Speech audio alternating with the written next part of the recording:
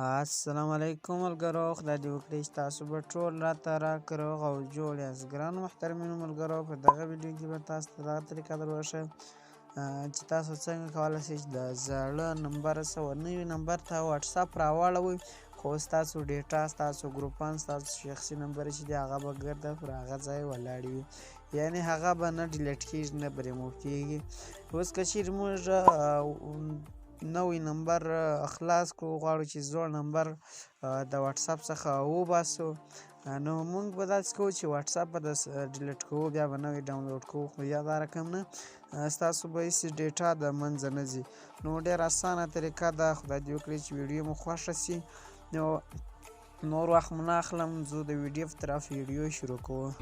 د هغې دپاره به تاسو خپل واتساپ کولاو کړئ. کله چې مو واتساپ کولاو کړو، زه په دغه 3 ډاټ باندې کلیک وکړئ، بیا په سیټینګز باندې کلیک وکړئ، دلته به په اول آپشن اکاونټ باندې کلیک وکړئ، ښه، بیا به دا څلورم آپشن باندې کلیک وکړئ. کله چې په دې باندې کلیک وکړئ، په نیکسټ باندې کلیک وکړئ. اوس به دوستانو په اوله خانه کې زوړ نمبر، یعنې دا واتساپ چې پر جوړ دی هغه نمبر به ورکړئ، بیا چې دی هغه به دوم کې به نوی نمبر ورکړئ، ښه، دلته به بیا نوی نمبر ورکړئ. زه دلته راځم نوی نمبر ورکوم، ښه، نو دلته ما نوی نمبر ورکړ، په نیکسټ به کلیک وکړئ، بیا په دې باندې کلیک وکړئ. ښه دوستانو، اوس به موږ ته یو کوډ راسي چې د هغه کوډ په ذریعه سره موږ کولی سو چې خپل واتساپ چې دی هغه نوي نمبر ته تبدیل کړو. اوس ګورئ دوستانو، موږ ته به کوډ راسي، انتظار ورته کوو.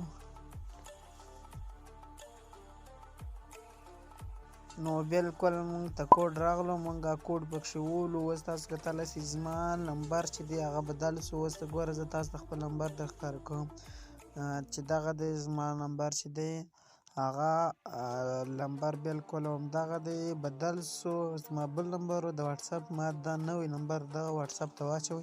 اوس که زه هر ملګري ته میسج کوم، خو هغه به په دغه نمبر باندې ځي، هغه ګروپان دي، هغه نمبرې دي، خو واتساپ نمبر چې دی بدل سو. نو خدای دې وکړي چې ویډیو مو خوښه سوې وي. کوم ویډیو لږ هم خوښه سوې وي، ویډیو دې سره لایک کړئ او چینل سبسکرایب کړئ. وسلام.